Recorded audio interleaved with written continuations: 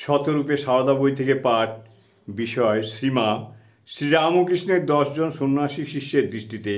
এবার তৃতীয় সন্ন্যাসী স্বামী বিজ্ঞানানন্দ সম্বন্ধে। পরবর্তী অংশ।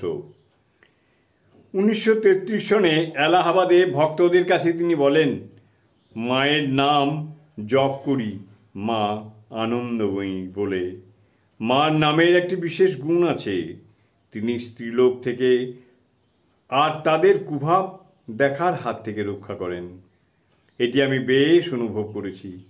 তার নামেতে ভক্তি, বিশ্বাস, শ্রদ্ধা, বুদ্ধি, ধন, দৌলত সবই লাভ হয়। ঈশ্বরচণ্ডীতে আছে, তিনি ঋদ্ধি সিদ্ধি সব দিতে পারেন। ঠাকুরের নামের চাইতে মায়ের নামে আমি বল পাই বেশি। আর একদিন তিনি বলেন, সাধারণ লোকে স্ত্রীলোকদের ঠিকভাবে দেখতে পারে না, তাই পরস্পরের মনে পাপ আসে। ঠাকুরের ভিতর যে আধ্যাত্মিক শক্তি সদা সর্বদা খেলা করত, তার কাছে অন্য সব শক্তি হার মেনে যেত।